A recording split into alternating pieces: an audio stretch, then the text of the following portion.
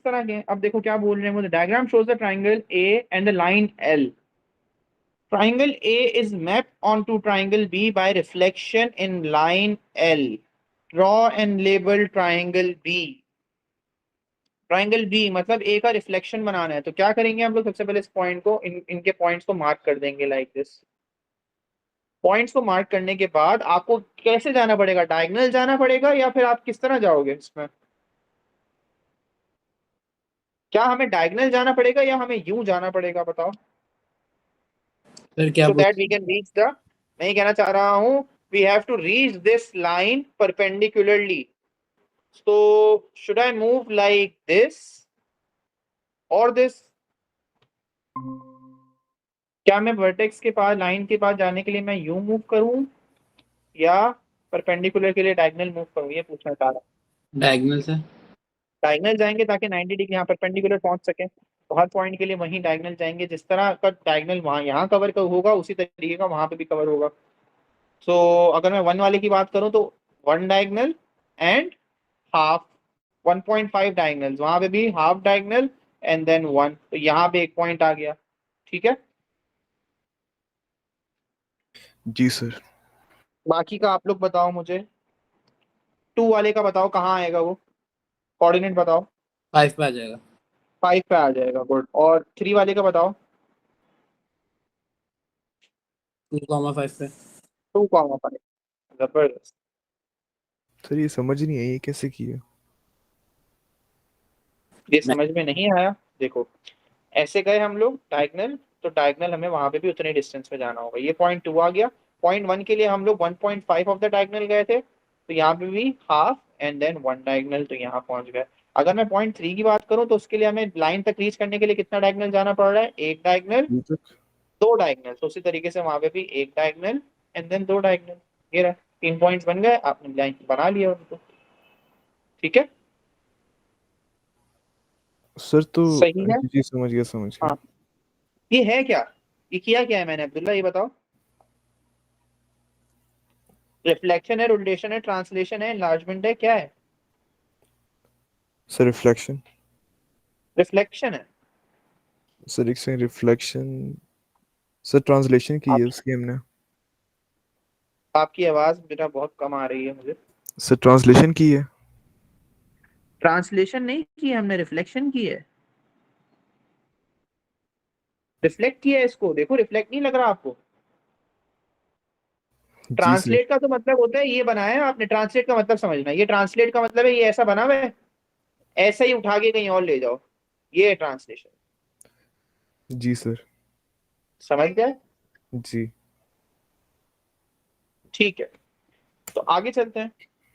Triangle A is mapped onto triangle C by anti-clockwise rotation. Center 0,3. Draw and label this triangle C. अब ये वही चीज आ गई है, बट दिस टाइम ये लोग कह रहे हैं कि अगर मैं आप लोग इससे पूछूं तो आप लोग इसको प्रिंट करके ट्रेसिंग पेपर में ट्राई कर सकते हो।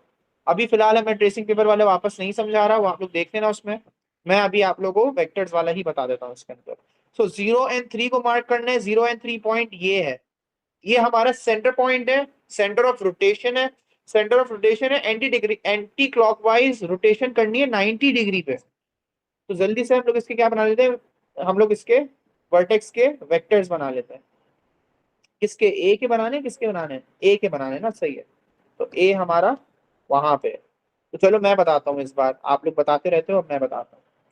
-2, 0, तो -2 and 0, -3 and 0, और -2 and -2, ये पॉइंट्स थे। सबको समझ में आ गया? सर ये समझ नहीं आया नहीं इसका। आया? नहीं आया, ठीक है। ये सेंटर पॉइंट है हमारा, दो बैकवर्ड जा रहा हूँ, -2 हो गया। वाई की कोई मूवमेंट नहीं कर रहा, ना ऊपर जा रहा हूँ ना नीचे जा रहा हूँ, तो क्या कहलाएगा, -2 x की मूवमेंट और 0 y की मूवमेंट, तभी -2 and 0 हो गया। अब समझ में आया? नहीं नहीं नहीं नहीं नहीं, हम वो ए का कर रहे हैं, मैंने भी कंफर्म किया था, वो ए की बात कर रहे हैं। ठीक है, अब तो आसान है। -3 ऐसे चले गए तो ये वाले पॉइंट पे पहुंच गए, ये वाले पॉइंट पे। अच्छा, और अगर मैं बात करूं इस पॉइंट की, तो इस पॉइंट पे कैसे पहुंच रहे हैं, -2 एंड -2, तो ये ऊपर मैंने लिख दिए। अब अगर आप लोगों को याद हो कि अगर एंटी क्लॉकवाइज 90 डिग्री है तो किया क्या जाता है, इनको फ्लिप किया जाता है और उसके बाद ऊपर वालों की साइन चेंज होती है। तो ये हो जाएगा 0 0 -2 फ्लिप हो गया, -2 -3 एंड -2, और फिर ऊपर वाले में तो 0 है तो 0 की तो कोई साइन ही नहीं होती, सिर्फ इसकी साइन चेंज होगी लाइक दिस, ये प्लस में हो जाएगा। तो ये इसमें ट्रांसफॉर्म हो गया। ठीक है, अब क्या करेंगे,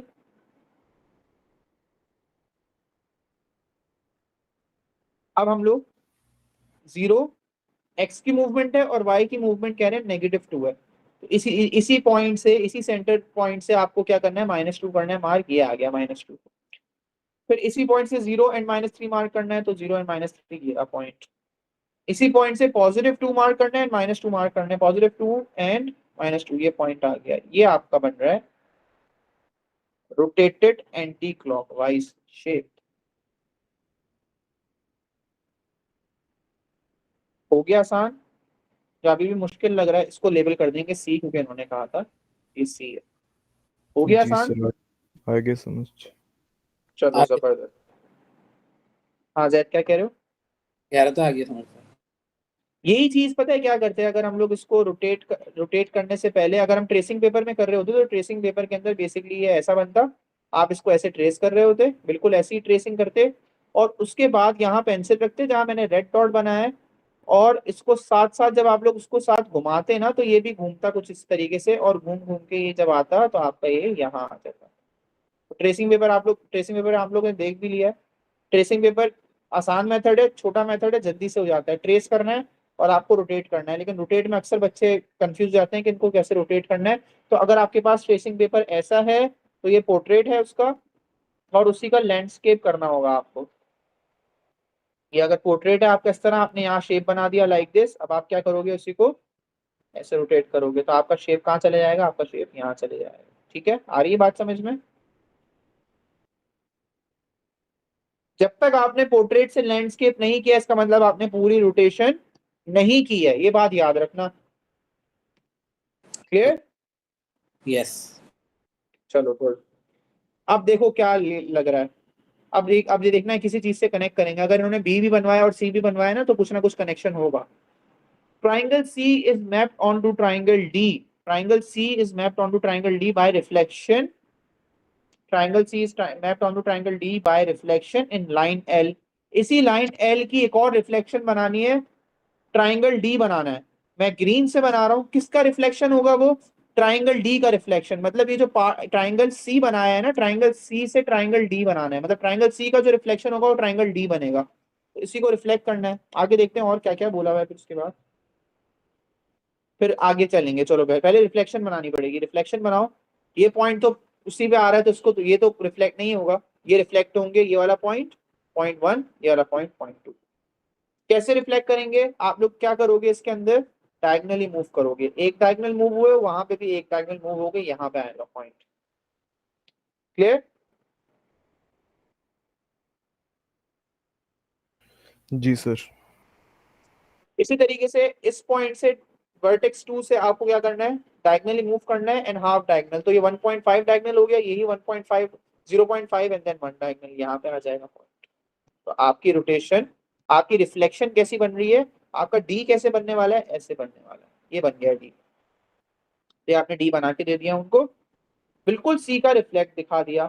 अब वो ये कहना चाह रहे हैं कि हमें बता दो कि बी से डी में क्या हुआ हुआ है, बी से डी को क्या हुआ हुआ है, बी था और डी था, बी से डी में आप लोगों को क्या लगता है ये क्या हुआ होगा, is it translation, is it reflection, is it rotation, it is enlargement, sir is it rotation. Enlargement, rotation ही है ये भी, गुड।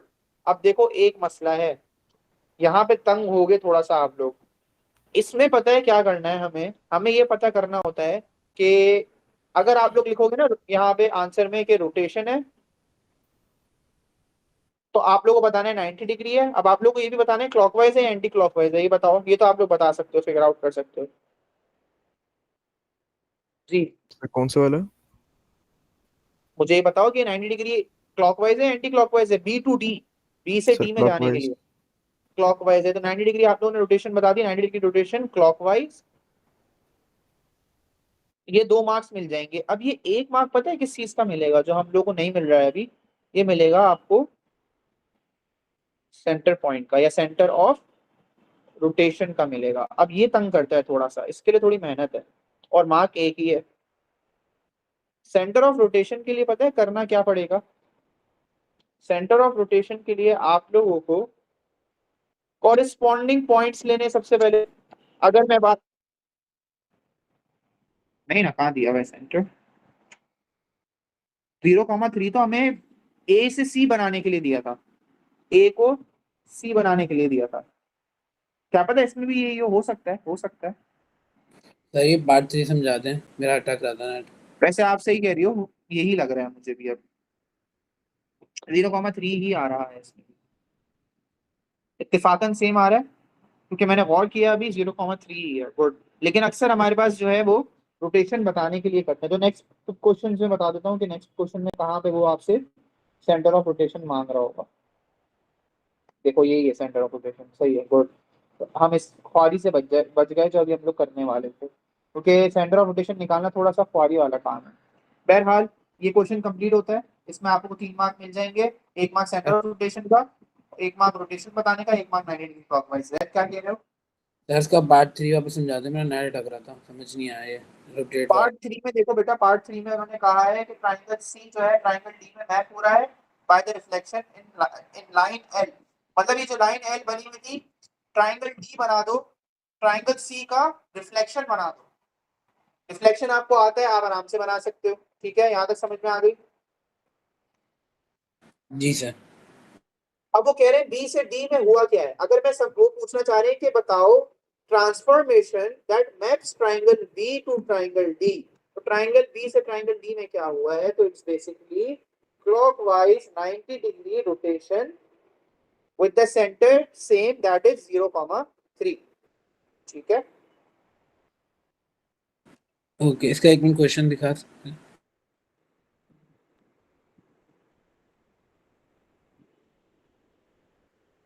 अच्छा, इसमें 3 चीजें मांगी मैंने क्वेश्चन 3 में। हाँ, सही। पहले डी बनवाया हमसे, डी बनवाने के बाद इन्होंने कहा कि सेंटर बताओ, रोटेशन बताओ, 90 डिग्री क्लॉकवाइज है, एंटी क्लॉकवाइज है या 180 डिग्री है, ये सब बताओ। तो हमने बता दिया कि भाई 90 डिग्री क्लॉकवाइज। सही है सर। इनलार्जमेंट है इसके अंदर, मैं जरा रोटेशन को अभी टारगेट कर रहा हूँ, मुझे रोटेशन मिल जाए, ये भी इनलार्जमेंट है।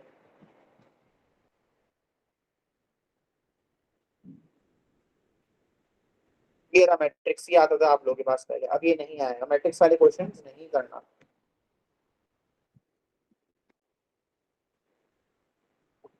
हाँ आसान चैप्टर था, मुश्किल नहीं था, मेरे हिसाब से तो मुश्किल नहीं था। लेकिन ट्रांसफॉर्मेशन बाय मैट्रिक्स बच्चों को मुश्किल लगता है, कि मतलब स्पेसिफिकली ट्रांसफॉर्मेशन और मैट्रिक्स जब लिंक होता था ना, वो बच्चों को नहीं समझ में आता था। अदर देन दैट मैट्रिक्स बहुत आसान चैप्टर था, मार्क्स गेनिंग था वही पे। अच्छा अगर मैं आपसे पूछूं, ये बताओ transformation T map A B C triangle into A dash B dash C dash triangle, describe fully the transformation T. मतलब आपका A B C triangle A slash B, A not B not C not में convert हुआ है, तो ये triangle हुआ क्या है, इसके साथ हुआ क्या है, कि आया ये रोटेशन है, ये रिफ्लेक्शन है, एनलार्जमेंट है, ये क्या है?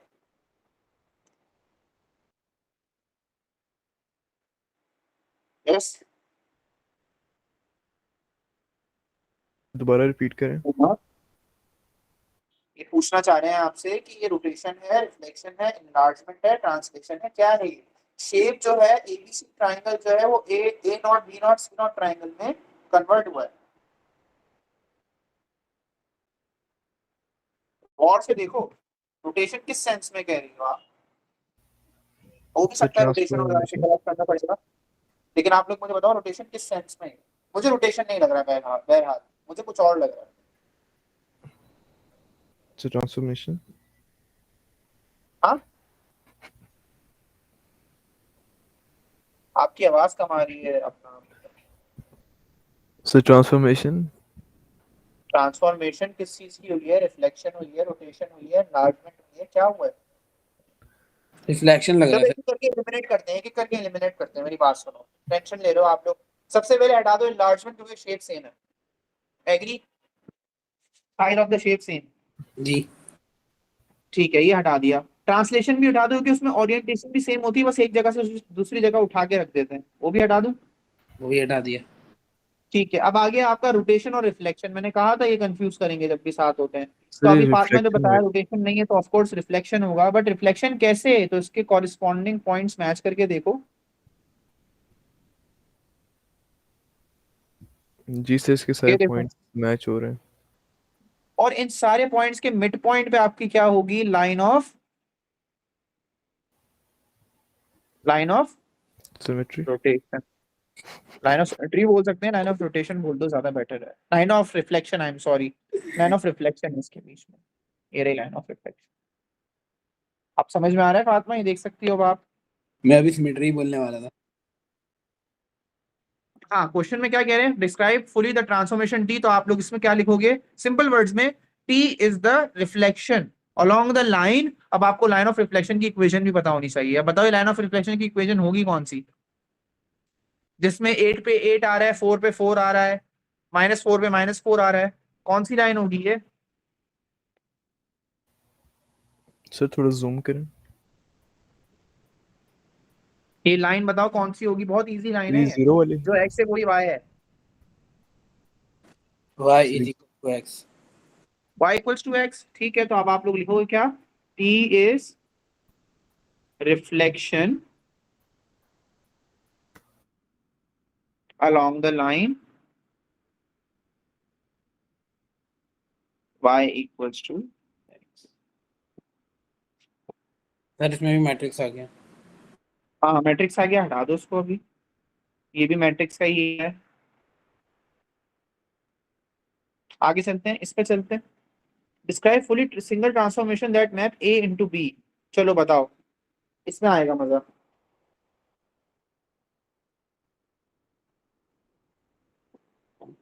क्वेश्चन में क्या स्पेसिफिकली समझ में नहीं आ रहा फातिमा, ये पूछना क्या चाह रहे हैं?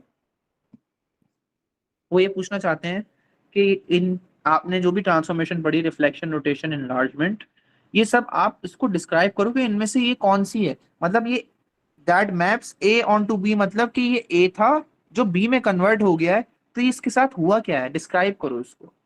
Is it reflection, is it rotation, is it enlargement, is it sir translation? Rotation. जी, सर रोटेशन। रोटेशन। रोटेशन है। समझ में आया फातिमा क्या पूछना चाह रहे हैं ये लोग? सर जी जी जी, बोलो। सर अगर ट्रांसलेशन होता तो ये जो ए वाली शेप है ये इसी शेप में आगे पीछे कहीं पे घूमी होती। हाँ बिल्कुल, ट्रांसलेशन में ही होता है। तो आपने इसमें जवाब क्या देना है आप लोगों को? इसमें आप लोगों को देना है, ये भी 2 मार्क का आया हुआ है, अमूमन ये 3 मार्क का आता है। ये वाले क्वेश्चन 100% 3 मार्क के आते हैं, लेकिन अभी अमूमन अभी ये फिलहाल 3 मार्क का नहीं आया हुआ। तो खैर बहरहाल, करना क्या होगा इसके अंदर, आप लोग क्या बोलोगे इसके अंदर? आप लोग कहोगे, लिखोगे किस तरीके से? आप लोग लिखो, कोई बच्चे लंबी भी करते हैं। The triangle A is mapped on to triangle B by the rotation of 90 degree anticlockwise. आप लोग डायरेक्ट लिखो 90 डिग्री एंटी क्लॉकवाइज, और फिर आप लोग क्या लिखोगे आगे? 90 डिग्री एंटी क्लॉकवाइज रोटेशन, पूरा लिख दिया। 90 degree anti clockwise rotation, rotation जरूर लिखना। ये 2 मार्क मिल गए आप लोगों को। अगर ये 3 मार्क का सवाल होता तो 2 मार्क मिल गए। उसके बाद आप लोगों को क्या ढूंढना है अगला? सेंटर। अब मैं आप लोगों को समझाता हूँ कि सेंटर सेंटर कैसे निकाला जाता है। अच्छा, सेंटर ऐसे निकाला जाएगा। बैकग्राउंड नॉइस आ रही है मेरे घर की तरफ से, मेरे पास से? No sir. No sir. सही है, ओके ओके। असल में मैं हूँ रोड फेसिंग, घर पे ना बहुत आती है, पता नहीं किसी की शादी हो रही होगी, गाने बज रहे हैं। मैंने कहा मेरे स्टूडेंट डिस्टर्ब ना हो रहे हो। खैर बहरहाल, अब करना क्या है यहाँ पे? ए से बी को देखना है। हाँ Fatima,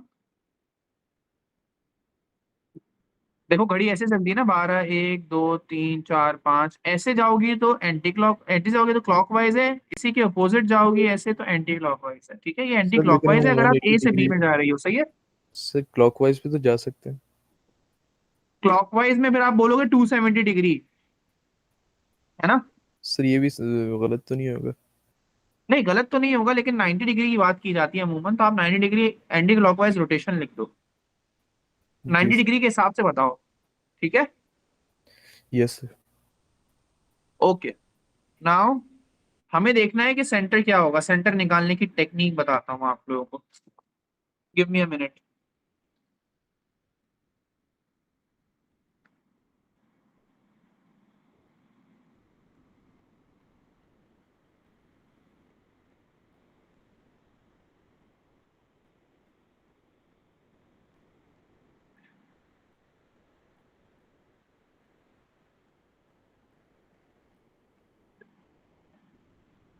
give me a minute.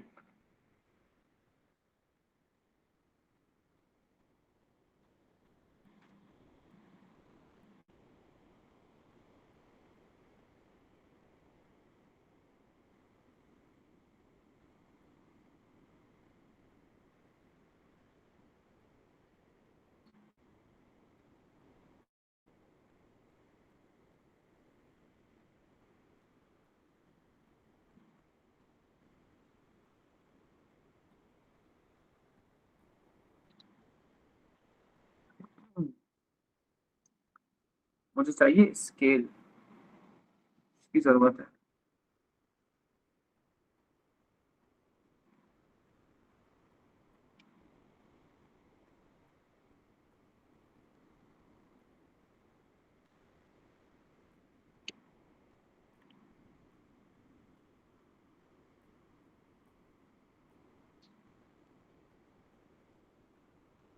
I hope जो चीज अभी समझाने वाला हूँ वो मैं समझा सकूं।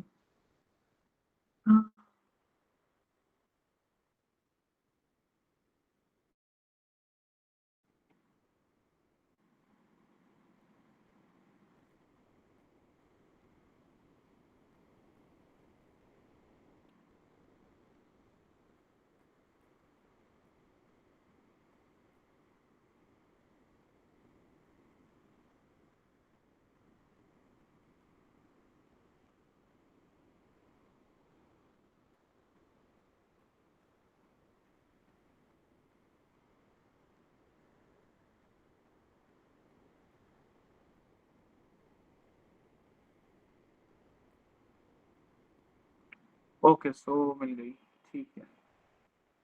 अच्छा, अब मैं बताना ये चाह रहा हूँ कि आप लोगों के पास एक स्केल होना चाहिए।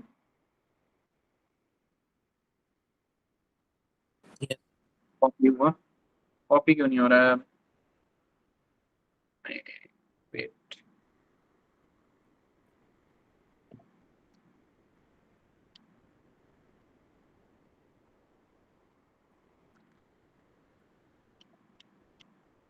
हो गया। ओके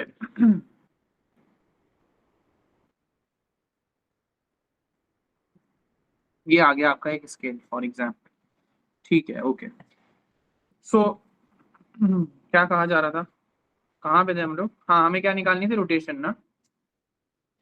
रोटेशन का हमें पॉइंट निकालना है। तो पता है करना क्या है यहाँ पे? करना ये है कि सबसे पहले तो आप लोग, अगर आप लोग बना रहे होगे तो आप लोग क्या करोगे, आप लोग जो है वो इस स्केल से आप लोग लाइन बनाओगे, ठीक है। करना ये, जो आपको कॉरिस्पॉन्डिंग पॉइंट्स लगते हैं आप उन कॉरिस्पॉन्डिंग पॉइंट्स को सबसे पहले ज्वाइन करोगे। जैसे यहाँ पे कॉरिस्पॉन्डिंग पॉइंट यहाँ से लेके यहाँ तक ये है, ये वाला है। ये समझने में बड़ा इंटरेस्टिंग होने वाला है। इसके लिए आपको पूरा बाइसेक्टर बनवाया जाता है। आप लोग बाइसेक्टर नहीं बनाना, मैं आप लोग को एक तरीका बताऊंगा। तो कोई भी दो के ना, आप एक काम करना, किसी भी दो के पॉइंट्स जो हैं वो कॉरिस्पॉन्डिंग पॉइंट्स को मैच कर लेना, लाइक दिस, जैसे मैंने किया है। इसको और इसको कर लोगे तो ज्यादा बेटर बेटर है, इसको और इस वाले को कर लो तो ज्यादा बेटर है। अब ये सेंटर नहीं है कि जहां पे ये दोनों ओवरलैप कर रहे हो, बल्कि इनका perpendicular bisector. What is perpendicular bisector? अगर एक लाइन ऐसी है तो वो बिल्कुल बीच में से गुजरनी चाहिए दूसरी लाइन के।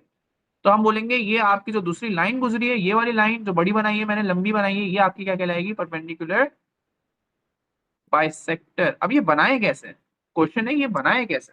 इसके लिए पूरा आपके पास कंस्ट्रक्शन का टॉपिक है, जिसमें आपके पास पूरी आर्क्स वगैरह हैं। अब इन्होंने परपेंडिकुलर बाइसेक्टर वैसे ही सिलेबस से भी निकाल लिया अगेन। तो आप लोग क्या करोगे, आप लोगों को मैं एक हैक बताऊंगा।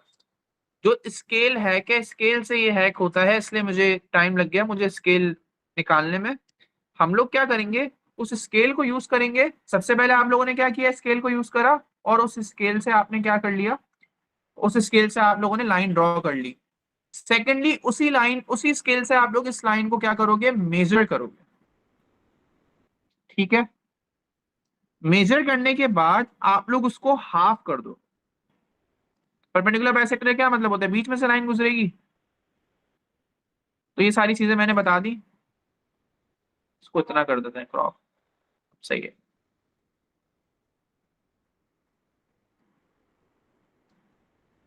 ठीक है, अब देखते रहना जरा। आप लोग के पास ये स्केल है, आप लोग उसको अगर मेजर करो, इस लाइन को मेजर करें तो अकॉर्डिंग टू दिस लाइन हमारे पास ये लाइन कितनी आ रही है बताओ, 6.5 हाँ 6.5 आ रही है। ठीक है, 6.5 या 6.4 ले लो, इवन कर दो इसको, ऐसी कोई मसले वाली बात नहीं है। आपने इसको इवन करना है। 6.4 को आधा कर दो, 6.4 को आधा करोगे तो कितना हो जाएगा, 3.2। 3.2। अब ये लाइन 3.2 पे आप लोग इस पे डॉट लगा दो, 3.2 पे 3.1 3.2 ऐसे। आप लोग के पास जब ये होगा, आप लोग खुद से जब करोगे तो बहुत आराम से होगा ये आप लोगों ने डॉट लगा दिया यहाँ पे। ठीक है, अब इसी के बिल्कुल परपेंडिकुलर कैसे बनाए, क्या प्रोट्रैक्टर से बनाए, बिल्कुल जरूरत नहीं है। आप लोगों को क्या करना पड़ेगा, अगर मैं इसको सेंड बैक करता हूँ, अब जरा समझना, आप लोगों को करना ये होगा, आप लोग उसको इस तरह इसकी ओरिएंटेशन रखो, स्केल की, कोई स्केल का कोई सा भी डिवीजन ले लो। सबसे पहले देखो स्केल के डिविजन होते हैं बहुत सारे, जैसे आपने एक ये डिवीजन ले लिया, ये डिवीजन ले लिया, लंबे वाले डिवीजन में ये डिवीजन ले लिया। इस डिवीजन को कंसिडर करके आपको पता है क्या करना है, इस डिवीजन पे अपने कोई सा भी डिवीजन, जैसे मैं डिवीजन 5 ले रहा हूँ, डिवीजन 5 को ऐसे अलाइन करना है, उस पॉइंट से जो आपने अभी मार्क किया है ब्लू से, लाइन के साथ ऐसे अलाइन करना है कि वो ओवरलैप हो जाए बिल्कुल। देखो अभी भी मैंने गलत रखा हुआ है, स्केल गलत रखा हुआ है, देखो अलाइन नहीं हुआ हुआ है। अलाइन कब होगा, ये जब मैं फिजिकल क्लासेस में समझाता हूँ वो ज्यादा बेट आराम से समझा पाता हूँ। आप लोग को आई होप समझ में आ रहा होगा मैं कहना क्या चाह रहा हूँ। देखो अब आपको पता चल जाएगा किस एंगल से मैंने जो है स्केल रखना है। ये देखो कर दिया इसको अलाइन बिल्कुल। ये यस सर। छोटा सा काम है, बहुत लेंथी लग रहा है, ये छोटा सा काम है, जब आप लोग खुद करोगे इसको इन द पेपर तो ये देखो आपके पास एक ऐसे लाइन बन के आ जाएगी। उस लाइन को क्या करना है, उस लाइन को एक्सटेंड कर देना इसी तरीके से, जिस तरीके से मैंने बनाई है उसी तरीके से इस लाइन को आगे मूव करा देना। तो ये आपकी परपेंडिकुलर लाइन बनी है। You will say sir this line is perpendicular to the line, red line. ठीक है सर जी, कोई सी भी रेड लाइन लेके उसको हम नाप सकते हैं, फिर उसको हम। नहीं नहीं कोई सी भी नहीं, आपको क्या करना है, दो कॉरेस्पॉन्डिंग पॉइंट्स लेने हैं दो, और उनके दूसरे इमेज के कॉरेस्पॉन्डिंग पॉइंट्स के साथ ज्वाइन करना है, फिर उसके बाद उनका परपेंडिकुलर बाइसेक्टर बनाना है। वो सही है, लेकिन जब आपने जो नापा था अभी, स्केल करा था, तो आपने नीचे वाली रेड लाइन को कराया, तो हमें कैसे पता चलेगा अच्छा वो कि। डिवीजन की बात कर रहे हो, कोई सा भी डिवीजन ले लो हाँ, अच्छा। But division to line overlapping सिखा रहा हूँ मैं आप लोगों को। सही। देखो 7 डिवीजन के साथ ये ओवरलैप हो रहा है, तो मैंने इस डायरेक्शन में बना ली। करना ये होता है, देखो आप लोग बार बार डी इस्तेमाल करोगे 90 डिग्री बनाने के लिए या कंपास इस्तेमाल करोगे, बहुत लेंथी हो जाएगा ये पार्ट ना। हमें इतना लंबा करना नहीं है इसको, हमें इस तरह से बनाना है कि ताकि हमारा काम जल्दी भी हो जाए और 1 मार्क के लिए हमें इतनी ज्यादा ख्वारी भी नहीं करनी पड़े। तो यही एक तरीका है, और इसको भी मैंने और आसान कर लिया, इससे ज्यादा आसान नहीं है। अब आपको क्या करना पड़ेगा, जो दूसरी वाली लाइन है उसका भी क्या करना पड़ेगा, उसको मेजर करना पड़ेगा जल्दी से। कौन सी वाली लाइन, ये वाली लाइन, ये बताओ ये कितनी है। आ, 1 मिनट रुको, इसको मैं परफेक्टली पहले रखता हूँ। 7.4 आ रही है सर तकरीबन। 7.4 है तकरीबन। यस। ठीक है, आई एम नॉट श्योर, देख लो आप लोग, एक बच्चा और कंफर्म कर लो 7.4 है। आधा करो 7.4 को, 3.7। 7.4 आधा कितना होगा, 3.7। 3.7 यस सर। ठीक है, तो अगर आपने इसको सही तरीके से प्लेस किया हुआ है तो 3.7 में आपको एक डॉट लगाना है। चलो 3.5, 3.4, 3.5, 3.6, 3.7, यहाँ पे डॉट आ गया। ठीक है, ये हमने बीच में बिल्कुल सेंटर में इसके मिड पॉइंट पे हमने कोऑर्डिनेट लगा दिया। अब क्या करोगे उसके बाद, अब क्या करेंगे, स्केल को ऐसे रखना है, ऐसे प्लेस करना है कि ये उस रेड लाइन के साथ ओवरलैप कर रहा हो।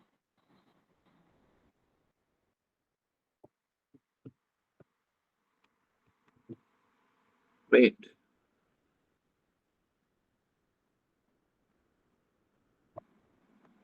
अभी भी सही नहीं रखा है, देखो मैंने ये ना इस पे टैबलेट में करने में बहुत मुश्किल हो रही है मुझे। आप लोग जब खुद करोगे तो बहुत आसान हो जाएगा ये, क्योंकि वो इनविजिबल वो होता है, ट्रांसपेरेंट आप लोगों के पास वो होता है, ये बार बार इसको सॉलिड कर रहा है फिर ट्रांसपेरेंट कर रहा है। आई गेस ये सही है। ठीक है, मतलब सॉरी आप जो लोगों का टाइम हमारा वेस्ट हुआ है डॉट है, बहुत। जो जी हमारा जी जी बोलिए। डॉट है उसको स्केल से छुपा देना, उसके बाद लाइन ड्रॉ करनी है। कौन सा डॉट? ये जो डॉट हमने बनाया है, एक पॉइंट निकाला हाँ है, हाँ, इसको हमें स्केल से इस छुपा देना है या पॉइंट से ही, हाँ इस पॉइंट से लाइन गुजरनी चाहिए जो आप अभी बनाओगे। मतलब एकदम इसको स्केल एकदम इसके थोड़े से साइड पे रखना है ताकि एकदम इसके ऊपर से लाइन गुजरे। क्या क्या क्या क्या क्या, दोबारा बोलो। मतलब जब हम स्केल रखेंगे तो हम हाँ इस लाइन के एकदम साइड पे रखेंगे ताकि जब हम ड्रॉ करें तो एकदम इसके ऊपर से गुजरे। स्केल के ऊपर रखोगे ना, हाँ इसके डिवीजन को ओवरलैप कराओगे। जैसे टेंजेंट में करते थे, एकदम छुपा के निकालते थे लाइन, वैसे ही। हाँ हाँ, देखो अभी मैंने इसको बहुत मुश्किल से जो है वो प्लेस कर दिया। अब जरा समझना, अब क्या करना है, मुझे ये ब्लू लाइन बनानी है ना, तो मैं कर रहा हूँ, इससे स्टार्ट की और ऐसे यहाँ तक बन गई। जी सर। तो इन दोनों का जो परपेंडिकुलर बाइसेक्टर जहां ज्वाइन हो रहा है ना, वो आपका पॉइंट क्या कहलाएगा, सेंटर पॉइंट। और हमेशा इंटीजर नंबर्स पे ही होता है, तो कभी ऐसा हो रहा हो ना कि आपको थोड़ा सा ऊपर नीचे हो रहा हो तो समझ जाना कि उसके नियरेस्ट, जैसे 1,1 का सेंटर पॉइंट है। ओके। आई बात समझ में? यस। थोड़ा सा फ्रस्ट्रेटेड वाला होता है कि थोड़ा सा इससे हर बच्चा चिढ़ रहा होता है, सर हम क्या परपेंडिकुलर बाइसेक्टर बनाए। अच्छा, जो हमारे पास कंपास वाला मेथड है ना, वो तो और लेंथी है। कंपास में आपको 2 आर्क बनानी है, फिर 2 आर्क और बनानी है, एक का परपेंडिकुलर बाइसेक्टर, फिर दूसरे वाले के लिए भी 2 आर्क्स बनेगी, नीचे 2 आर्क बनेगी, उसका परपेंडिकुलर बाइसेक्टर फिर फाइंड करना है। वो मेथड भी 100% परफेक्ट है, लेकिन क्योंकि सिलेबस से भी वैसे ही परपेंडिकुलर बाइसेक्टर वाला कॉन्सेप्ट हमारा निकाल दिया है। दूसरा, हमारे पास इतना टाइम नहीं होता है, 1 मार्क के लिए हम लोग कितनी मेहनत करें, तो इट्स बेटर कि ये एक तरीका मैंने निकाला है कि क्या करो, एक लाइन बनाओ, लाइन को बिल्कुल देखो, मेजर करके देखो कि यार इसके बीच में पॉइंट क्या आएगा, इसका मिड पॉइंट क्या आएगा। लाइन 8 सेंटीमीटर है तो 4 सेंटीमीटर पे इसका बिल्कुल मिड आ जाएगा। और फिर इसके परपेंडिकुलर लाइन कैसे बनाए, तो अंदाजे से नहीं बनानी, डिवीजन डिवीजन ओवरलैप कर दो। जो एक डिवीजन होगा, कोई सा भी स्केल का डिवीजन पकड़ना, उस स्केल के डिवीजन को उसके ऊपर रख के ओवरलैप करवाना उसके डिवीजन से। अच्छा, ओवरलैपिंग फातिमा, अब्दुल्ला और जैद सबको समझ में आई ओवरलैपिंग किसे कहते हैं? जी जैसे अगर सर। डिवीजन 5 की बात करूं मैं, क्या डिवीजन 5 अभी ये वाली लाइन से ओवरलैप कर रहा है क्या, ये वाली लाइन से डिवीजन 5? No sir. नहीं कर रहा, तो आपको क्या करना पड़ेगा, स्केल को उसको सही तरीके से रखना पड़ेगा। अब यहाँ पे मैं करूंगा, इतना टाइम लग जाएगा मेरे ख्याल में, ये अब सही है ओवरलैप। ये देखो ओवरलैप हो गया 5 वाला, फिर लाइन खींच देना। लाइन खींची, दूसरी लाइन खींचोगे, उसके साथ भी यही करना है, सेम मेजर करो, आधा करो, पॉइंट लगाओ, ओवरलैप। इस तरह पोजीशन करो स्केल को कि आपने बिल्कुल परफेक्टली लाइन काटनी है। आप लोग के पास ट्रांसपेरेंट स्केल होगा, आप लोग आराम से ओवरलैपिंग कर लोगे।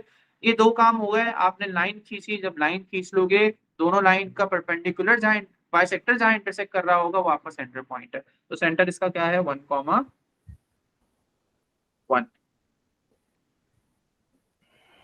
Got it? जी सर। सर अभी कितना रहता है? वह हो गया बेटा, हो गया हो गया। एक 180 डिग्री रोटेशन आप लोगों को मैं दिखा दूं, क्योंकि बाकी तो आप लोग खुद करोगे जाहिर है। एक 180 डिग्री रोटेशन दिखा देता हूं, और उसका उसके लिए पता है इतनी मेहनत नहीं करनी पड़ेगी 180 डिग्री रोटेशन के लिए। अगर आप लोगों ने 180 डिग्री रोटेशन का, अगर आप लोग को सेंटर पॉइंट चाहिए ना, सेंटर ऑफ रोटेशन, उसमें तो सिर्फ आप लोग क्या करोगे, कॉरेस्पॉन्डिंग पॉइंट्स को ज्वाइन करोगे। मेरे पास एग्जाम्पल नजर नहीं आ रही, खत्म भी हो गया। कॉरेस्पॉन्डिंग पॉइंट्स को ज्वाइन करोगे, जैसे फॉर एग्जाम्पल अगर मैं कहता हूँ, या अगर हमारे पास जो डायग्राम थी ऊपर थी, मैं ऊपर वाली डायग्राम से बात करता हूँ, तो जो हमने खुद बनाई थी उससे समझा देता हूँ, तो फिर टाइम नहीं लगेगा इतना। ये देखो, क्या मैं ये कह सकता हूँ कि ये जो ओजी मैंने बनाया था और ये जो मैंने डी बनाया है, are they 180 degree rotated? OG is 180 degree rotated to give D, ये बोल सकता हूँ? जी Yes. Sir. Yes, Fatima? Fatima चली गई? No sir. अच्छा, मुझे कॉरेस्पॉन्डिंग पॉइंट बता दो। क्या सर कॉरेस्पॉन्डिंग? मतलब एक ए का कॉरेस्पॉन्ड कौन कर रहा हो, उस इसके जैसा पॉइंट 180 डिग्री रोटेट में कौन सा वाला होगा? ए का कौन होगा, बी का कौन होगा, सी का कौन होगा? डी और ओजी को देखो। ए का तो सी होगा ना सर? ए का 3 होगा। नहीं, समझ नहीं आया आप क्या पूछना चाह रहे हैं। मैं ये कहना चाह रहा हूँ कि इस पॉइंट का, इस वर्टेक्स का उधर कॉरेस्पॉन्ड कौन होगा? कॉरेस्पॉन्डिंग क्या ये होगा या ये होगा या ऊपर वाला होगा, उसके जैसा पॉइंट? 1 होगा सर इसका। ए का 1 होगा, यस। ए का 2 होगा। 2 होगा, जबरदस्त बात ना, ए का 2 होगा ना भाई। देखो, अगर आप लोग पाइथागोरस, अगर आप ट्राइंगल राइट एंगल भी समझ रहे हो तो 90 डिग्री पे A1 बना हुआ है, तो यहाँ 90 डिग्री पे ओ बी है सॉरी, ना, यहाँ सर 2 होगा, 2 इसे होगा। देख लो। तो ये आपका आ गया यहाँ पे ऐसे। अब 180 डिग्री आसान है, आप लोग को सिर्फ और सिर्फ कॉरेस्पॉन्डिंग पॉइंट्स को मीट करवाना है। तीनों वर्टेक्स को भी करा दो या 2 वर्टेक्स को भी करा दो, आपको पता चल जाएगा। एक 2 वर्टिसेस को भी करा दो या तीनों को करा दो, आपको पता चल जाएगा कि आपका सेंटर ऑफ रोटेशन कहाँ है। तो ये रहा आपका सेंटर ऑफ रोटेशन। 180 डिग्री में सेंटर ऑफ रोटेशन निकालना निहायत आसान है। सिर्फ 90 डिग्री एंटी क्लॉकवाइज या 90 डिग्री क्लॉकवाइज के अंदर मसला है कि आपको कॉरेस्पॉन्डिंग पॉइंट्स जोड़ने भी पड़ते हैं, उसके बाद उसका परपेंडिकुलर बाइसेक्टर बनाना भी पड़ता है, और उसके बाद परपेंडिकुलर बाइसेक्टर जहां मीट कर रहे हैं वहां पे आपका आंसर। और परपेंडिकुलर बाइसेक्टर बनाने का हैक मैंने आप लोगों को बता दिया है। क्लियर? जी सर। सेंटर ऑफ एनलार्जमेंट का कैसे निकलता था? कुछ नहीं, बस आपको क्या करना होता था, लाइनों को एक्सटेंड करना होता था, जहां पे वो मीट कर रही हैं वो आपका सेंटर ऑफ एनलार्जमेंट था। बाकी सेंटर का कॉन्सेप्ट सिर्फ एनलार्जमेंट और रोटेशन में है, अदर देन दैट किसी में भी नहीं है। अगर मैं इसकी बात करूं तो 1 2 3, 2 पे 2 है, ये रहा। 3 का 3 ये रहा, और 1 का 1 वो रहा। तो आप देख सकते हो सब कहाँ मैच कर रहे हैं, ये रहे। तो ये सेंटर ऑफ एनलार्जमेंट निकालने का तरीका है, सारे एक जगह जोड़ रहे हैं, वो सेंटर ऑफ एनलार्जमेंट है। तो हमने पहले भी रखा हुआ था और मार्क हुआ हुआ है। तो बात समझ में आ गई, सारा रिकैप हो गया, सारा ट्रांसफॉर्मेशन समझ में आ गया। मेरा मशवरा है, जी सर। ट्रांसफॉर्मेशन आप लोग cambridgepaper.net से करना, या फिर ये वाली भी कर लेना। कुछ क्वेश्चंस हैं इसके अंदर, सारे क्वेश्चंस हमने नहीं किए हैं। इसको भी मैं PDF भेज दूंगा, इसको भी प्रिंट कर लेना। खास तौर पे मैट्रिसेस जहाँ पे वर्ड लिखा हुआ है उस क्वेश्चन को स्किप कर देना, ठीक है? जी सर। ठीक है, यहाँ पे ऑफ करें, कोई क्वेश्चन तो नहीं है? No sir. सर ये सवाल था, टेस्ट कैसा बनाया आपने? टेस्ट कैसा बनाया? भयानक बनाया। सर सर पक्की बात है? सर कितनी देर का बना है, कितनी देर का है? 1 घंटे का बेटा, 1 घंटे का है। चलो आप लोग का क्योंकि टाइम बहुत हो गया है, सर मुझे नहीं आसान है पता टेस्ट? आपका, आप लोग को अगर आप लोग बिजी हो तो मुझे अर्ली मॉर्निंग पर दे देना एग्जाम, ऐसा कर लेते हैं, ठीक है? ये क्या अभी इशू आ रहा है, आप लोग अर्ली मॉर्निंग, लेकिन इतना बता दूं मैं, अगर आप लोग अर्ली मॉर्निंग दे रहे हो, कल क्लास भी होगी और कल आप लोग को मेंसुरेशन की प्रैक्टिस भी करनी है, ताकि परसों आप लोग का एग्जाम हो जाए मेंसुरेशन का। इस स्ट्रेटजी के साथ बैठना फिर। Okay sir. एक जी सर। फेवर दे सकता हूँ मैं आप लोगों को, एक फेवर ये है कि मैं मेंसुरेशन P1 का टेस्ट लूंगा, क्योंकि P1 आ रहे हैं अभी, P2 का फिर मैं ले लूंगा बाद में, ऐसा कर लें? जी सर। चलो ठीक है, ये काम कर लेते हैं, मेंसुरेशन P1 पहले दे देता हूँ, P2 की तैयारी हम लोग फिर गैप के बाद, मतलब एक एग्जाम चला जाएगा उसके बाद हम लोग जो P2 का गैप मिलेगा उसमें कर लेंगे, सही है? ओके। जी। ओके, अल्लाह हाफिज। अल्लाह हाफिज। अल्लाह हाफिज।